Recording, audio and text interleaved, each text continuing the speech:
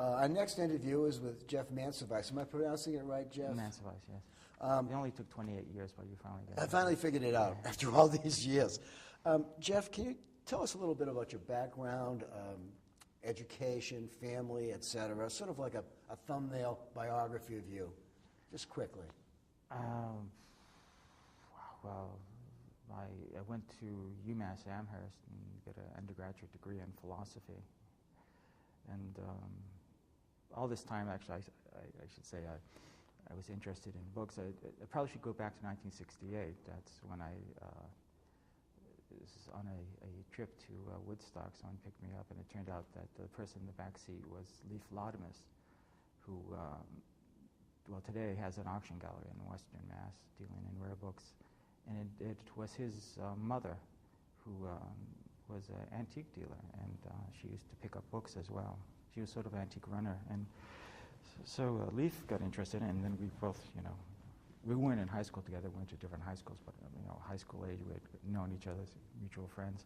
So we both were dealing in books back then in high school and college. And,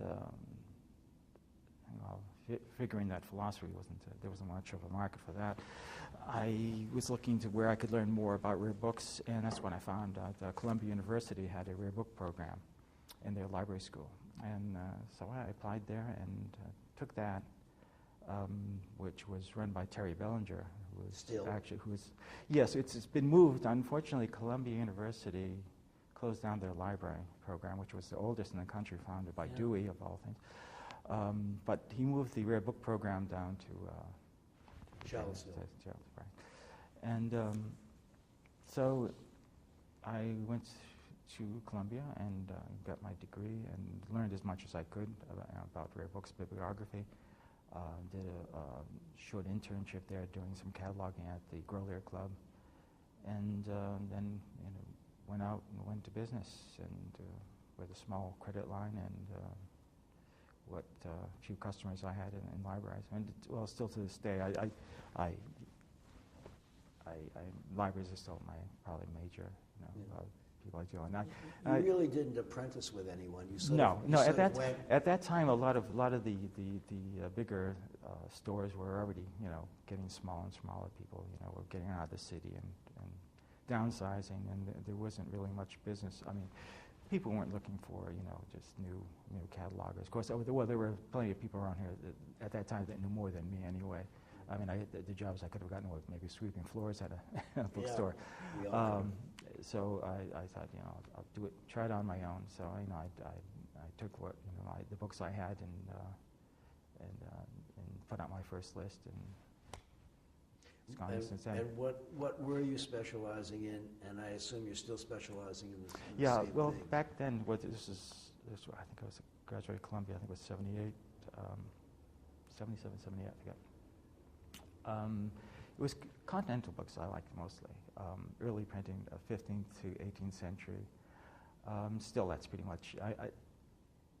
These days, 15th century, it's become price prohibitive. It's just getting too difficult. So 16th century is still my main interest, and later, and it's pretty much any subject in that field, that area, that time period, I should say, and that's of interest. And anything. I mean, I picked that field because there weren't that many people dealing it as there are today. At that time, I also thought that too many people doing Americana. That's true. And there was too much competition, and too many people knew more than I did. And I found since that was you shouldn't jump to that conclusion all the time. And modern books didn't really have any. Didn't give me any excitement. I just like I should also maybe mention that my older brother, he was a collector of ancient Roman and Greek coins, so I always had this. He was also a history major, so I always got this background in history around the house. He always had antiquities, so I knew that the sort of fascination with old things, and so. And I could have a 500-year-old book in my hand, It sounds exciting to the average person. Yeah. It's an everyday experience to people like yourself. And there's a big difference, when you have a 2,000-year-old coin in your hand, because, it's made out of metal, these things last for, forever. But have something 500 years old that's made out of paper, and wood, and calf, and some of them, just in beautiful condition. It's astounding. How does the revolution of the internet affected your particular business? Are you online? Do you sell much through the internet? Or are you an internet bookseller? I am listed on the association's listing, The ABAA. the ABA, and also the other ones. I think it was ABE, and there's another Dutch one that's run. I think it's. Well, antique books. I think of that, but I sell very little through the. Maybe I get 3 or 4 orders a year. I'm not sure if it's really worth it. All these people I pay to list the books. I only have maybe 250 books listed anyway. But occasionally, a librarian in some Midwest library will, pulls your name out of a hat, or, pulls a book out, or I've gotten some, orders from a few, European librarians too that I hadn't done business with before. So, every once in a while, but I know some people who like weekly or daily, are writing down, or you do, yeah. I just don't get that exposure, so. Well, you've got 250 books on. Yeah, that's true. A person like John Zubel has 1 million books Oh on. my God, yes. I mean, yeah. the thought of having 1 million books online scares the hell out of me. Yeah, yeah. Did you have an easy or difficult transition from the way you were doing business before the internet and then after the internet began to explode? Yeah, the only thing. Were you computer literate to begin with? Yeah, well, as soon as I could, yeah. I mean, my first big purchase, as a businessman, was to buy a IBM Selectrix for like $1,400. When $1,400 in 1978 was a lot of money. Yeah, it sure is.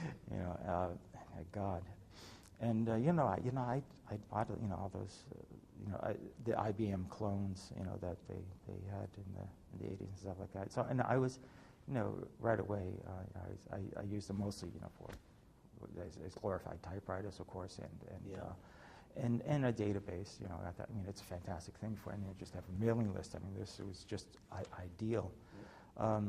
It was somewhat later that I started putting my descriptions in a database, because I always thought, well, I don't have that many books. I know a little file I can keep it, but that, of course, quickly, the mind wanders, and you don't. These days, I'm finding books all the time and say, well, that's an interesting book, and then I look at my notes from 1980 in the back, and I said, oh, yes, Used that's to be it. right. Yeah.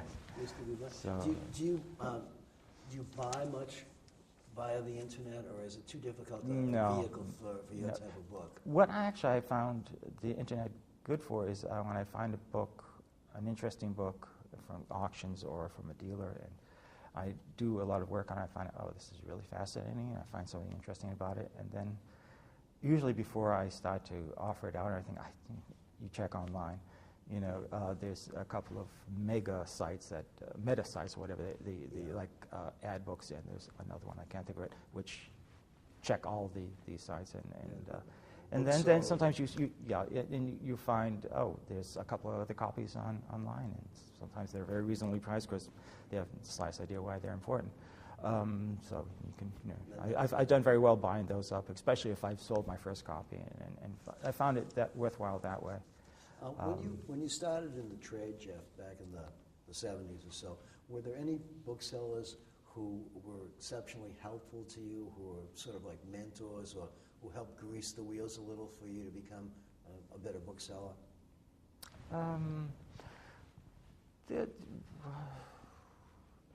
There were quite a few people who were very, very helpful, very nice and very, very encouraging. Howard Mott, was one person. But they were not in my field so much. Howard Mott was one who was very nice. Sam Murray, who's not around. Yeah, he was a sweetheart.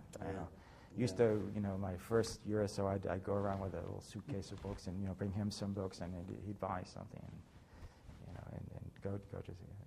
There's a few other dealers, I'd be doing working sort of as a runner, and books out of my field, but I thought, there it are has some not that value many too. people dealing in the kinds of things that you deal in Yeah, here. exactly. But I would imagine in Europe, Yeah, there are. Yeah. There are lots of them. Do There you was- travel over to Europe to buy, or? Yes, I go to Europe. I was ill for a few years, so Yeah. I had to stop everything. But before that, I regularly go to Europe. Well, to the German auctions. I've been going for about almost 30 years now, in the spring and the fall. This past October, I went to Germany twice. I did the Frankfurt Book Fair, which is one of those book fairs that's been around for a couple thousand years. Right. Since they were doing manuscripts, but just in the past 3 years, they've had an Antiquarian section. So thought I'd give it a try. Was it successful? Did mostly trade business, but there a few customers, new customers showed up on the last day. So, that was find it it. worthwhile to have That done? part was that. And what part does book fairs play in your business career? Actually, it's been important because that's my only exposure to private collectors, and I've picked up a few there, important ones there, and also to get to the trade. Like a good part of the business I've done at this book fair is selling the books that are out of my field to other members of the trade. Right. That were exactly their sort of thing, and sometimes easier for them to see it right in hand rather than quoting it to them. Jeff, if you were entering the book trade today, how would you do it? Or could you do it? Yeah, that's a good question.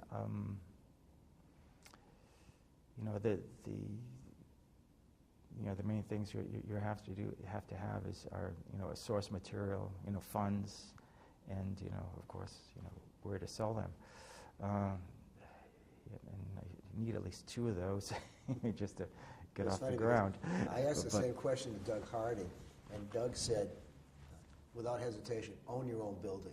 Yes, That was his first issue. Well, I think as we all know, the multimillionaires we know in this business that didn't start out as multimillionaires did it through property. Property was a very Right. important part of their Right. book selling career. Right. So, I think that's probably a good recommendation. If you can afford it, just buy your own building, yeah. Obviously, there are challenges in our trade. What do you see as some of the challenges as we move forward in the next 10, 15, 20 years as booksellers?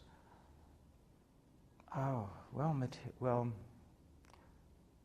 for me, of course, it's material. For modern first deals, materials are always is still being made. Of course, it must be getting very, very scary because there's fewer and fewer manuscript drafts anymore, unless they'll be selling diskettes. So when this is someone's 1985 diskette from his original manuscript. I see the day when people will be selling emails. Yeah.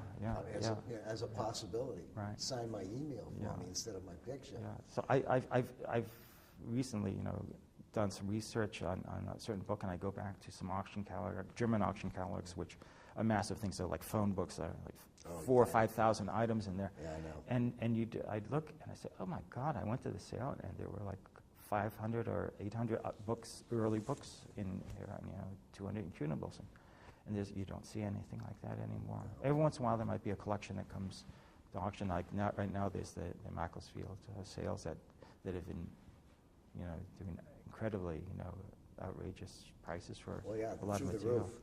Yeah, Through the and roof. who knows when another one of those will show up. But There's been a good deal of talk lately about money and dollars. People have said, well, now that the euro is $1.50, and now that the pound is $2, and now that the Canadian dollar is equal with the U.S. dollar, what the hell's going on here? We used to be the currency leader. Yeah. It's especially hurts me because Europe is my source of material. Right. And it hasn't been bad. The dollar has been almost this low against the mark, I remember, in years past, and against the pound. But it's sort of made up with the fact that there was a lot of material still there. Oh, yeah. And it's a smaller world without the internet. There would be some big sales that would be happening in the continent that they wouldn't even know in London, and vice versa, of course. And so you could still find material. Nowadays, people are telling me they're not subscribing to auction catalogs. They're No. really going to the internet and just... No, actually, I just canceled my subscription to the German auction catalog. One thing, they were so expensive, but there's really no big collections anymore. There's not really any point. It's funny, Jeff, because I canceled my subscription to some of the German auctions about 2 years ago when they started to go online, and I'm still getting the catalog. Oh yeah, they're still sending it. Oh, it's funny. There's Now that to look forward to. Yeah, no, they put the German, well, the major German, the Jahrbuch auction price.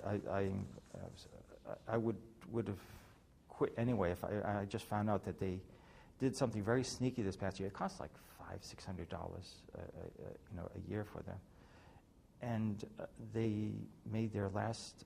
They give you a diskette with each volume, so you don't really need the volume actually, but the diskette was time dated, so after a year it doesn't work. Oh God! So I was wondering. That's nice. Something. Oh, so I just go back to my years before. So I think he's worried about people not maybe keeping a subscription up. So I thought that was a rather underhanded thing to do. What do you feel about, or how do you feel, I should say, about this trend that I have noticed in the last year or so, where auction galleries are now charging 19 and 25% commissions over and above the selling price? Yeah. I mean, this must be a pain. Yeah. It's always been a practice in the Scandinavian and the Dutch sales. For like 30 years, they've always charged like 15 to 20%. It's a tradition. In Germany, they also have 15, 20%, but they haven't changed much. Well, that's it's constant. But here in like in London and New York, it's crazy. You've seen some over 20%? Steve Massey told me today that Sotheby's and Christie's are going to be charging 25%. God. And if you add on to that a bookseller's commission who's bidding for a customer, and if it's a customer at 8% tax, and all of a sudden you're looking at 40% above. I know, it's ridiculous. But he also said that they're lowering the estimates to sort of reflect the fact that you're going to have to pay more. Right. I just, I know it is. It's very deceptive. I know it's true. You always have to think about.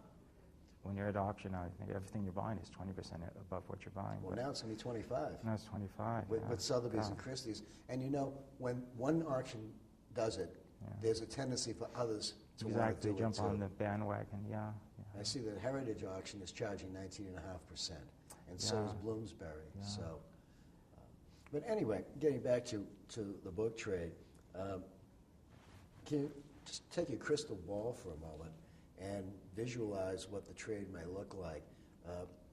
I see very few young people coming into the trade from the customer side and from the dealer side. What's been your experience with that aspect of the trade? Yeah, no, it's true. I mean, my customers, especially in California, and I'd see them that they're on canes now. Pretty soon they'll be on walkers. I think when coming down, I haven't seen any new people. Every once in a while, I'd get a new customer. Well, someone who younger than me anyway. Come in and buy a relatively expensive book. And I said, "Oh my goodness, it's a new customer," but then I never see him again. And I haven't seen anyone start up. I've heard stories about people in the past, in recent history of that, the people getting collectors, but I haven't come across it, So I don't really know. Like I say, my business is kind of funny in the way that about 80% is libraries, and it's always has been. When you say 80% is libraries, most of your library business is through quotations or catalogs? Quotation catalogs, lists, And as you said before, you don't do very much business on the internet. I think that's because of the nature of the book you handle. That's true too. Occasionally I get, say a librarian or a collector will call get an email. There's one collector who wants this Bible I have, and for this past year he's been it's harassment. He keeps on giving me counter offers. And I think I just today, this has gone on for a year, and just today I got another email from him saying that, okay, is shipping included? Because it is to Israel, so it's going to cost probably $100 on the ship it. So I'm about to surrender and say, okay, I might do that.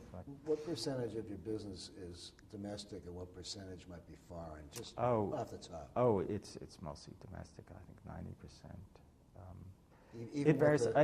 There's big variations. Like when I do book fairs, like in New York and here, I do a lot of foreign dealer business. You know, that I do. So but foreign libraries, occasionally, you know, I don't have anyone that, you know, is like an American library that I can quote and, you know, expect them. There's past year actually, there's two libraries European libraries who say they're collecting certain things, and they have bought a few things. So I'll find out in the future if it pans out.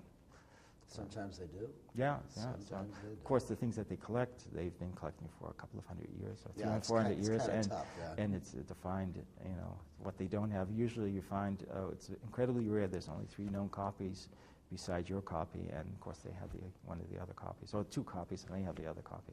So. Well, Jeff, thanks very much for interviewing. We enjoyed it greatly, and good luck and stay healthy. Thank you very much.